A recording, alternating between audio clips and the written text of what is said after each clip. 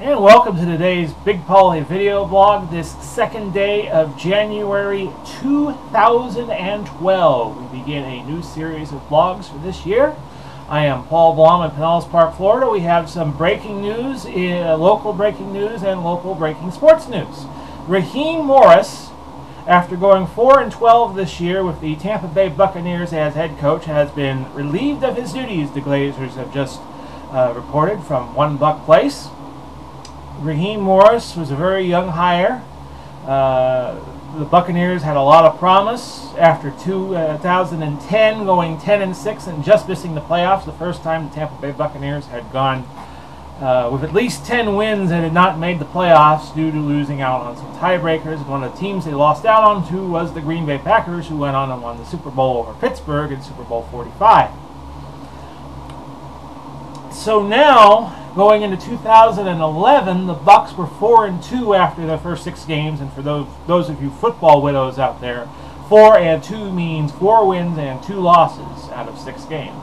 It is possible in the NFL you could have a tie game if the teams are tied after 4 quarters, they play in overtime and nobody scores, then a game could end in a tie. But it's very, very rarely that it happens. And in a postseason game, the rules are a little different. If the first team that gets a possession kicks a field goal in overtime, now the other team gets the ball and has to, on their next possession, either match it or score a touchdown to take the lead. If the first score of the game is a safety, the game is over. But it is possible that or if the first score is a touchdown, the game is over, depending on who scores. If the first team that has the ball scores a touchdown, it's over.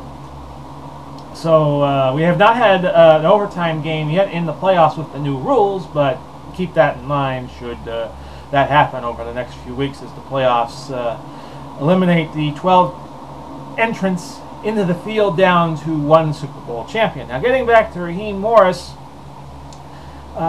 this Bucs team had a lot of promise this year. They beat New Orleans and Atlanta, and they lost 10 games in a row, and a lot of the games tail end of the season were by wide margins. Atlanta, who they just played yesterday, New Year's Day, they were down 42-0 at one point before only losing 42-24. It's going to be very interesting to see what the Glazers do. The rumors are that Jeff Fisher will be the head coach of the Buccaneers, who used to coach Tennessee. Took them to the Super Bowl in 2000, Super Bowl 34, the famous Super Bowl where they threw a pass on the last play and were 1 yard short of scoring a touchdown that would have gotten them to within a point. It was 23-16. The touchdown would have got it to 23-22. Rams over the Tennessee Titans, and Fisher would have had to make the decision of his lifetime whether or not to go for the tie and go for a unprecedented Super Bowl overtime, or going for 2 and trying to win the game. So it's very interesting that fate now brings Jeff Fisher perhaps to the Buccaneers. Now, other names I'm hearing at this point, Bill Cowher, the gravel-jawed, kind of reminds me of the wrestler Sergeant Slaughter. He had that big jaw and he stuck it out and like, I dare you to hit it. He's rumored to be the head coach of the Bucs, or one of the people in the running, and even Tony Dungy is in the running, who the Bucs fired to get John Gruden. And Dungy and Gruden were both fired for having 9-7 records. Well, you know, Raheem Morris going 4-12 in his 3rd year after they had started off 4-2. Well, of course they were going to fire him. They had no choice. But was this a mistake by the Glazers? I think so. They could have gotten a more established name in. Raheem Morris was in his late 30s when he assumed the mantle as head coach for the Bucs in 2009. The only boy genius, if you could call it, that I could remember taking the reins of a football team at a young age was John Madden. When John Madden began coaching the Raiders, and I believe it was either 68 or 69, he was in his mid to late 30s, and he's been on TV so often that you think of him as a TV commentator. Of course, he retired a few years ago after the Super Bowl that was here in Tampa in 2009.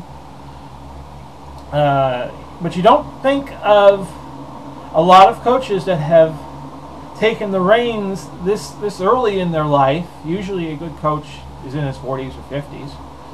But it'll be interesting to see what the Bucs do. Did the Bucs hang him out to dry? Did they hang Raheem Morris out to dry? Absolutely they did. I mean, you know, they did not put professional efforts on the field, and it was just a matter of time before the axe came for Raheem. And I hope that some players who really didn't try all that hard in these last few games also get shown the door. I don't think we have to make Raheem Morris a scapegoat. I think we need to get rid of some of these players with attitudes, you know, that their poop don't stink, and do a complete cleaning of house and build from the ground up. And I'm sure if Jeff Fisher is the head coach, or Bill Cowher, or Tony Dungy I see as a long shot. I mean, they treated him so badly after taking them to the playoffs. I think it was in 02, the 01-02 season. They went 9-7, lost to Philadelphia, and he got fired. I don't see Dungy coming back. I think that's a stretch. Bill Cowher, maybe. Jeff Fisher, I would like to see as the head coach of the Buccaneers, because he's had bad seasons, he's had good seasons, and whenever he has had bad seasons, it's just a means for him to build from the ground up. And he has done that over and over again, where his good teams have gone sour, and then he has taken that talent that he has and built on it, and has brought Tennessee back into the playoffs often in the first decade of this 21st century. So there it is, folks, an end of a very quick era. Raheem Morris gone as the head coach of the Tampa Bay Buccaneers, and the replacement has yet to be named. I am Big Paulie here in Pinellas Park, Florida. Paul Blom with you, and I will catch you all again real soon. Bye-bye for now. Hope you enjoyed this first blog entry of 2012.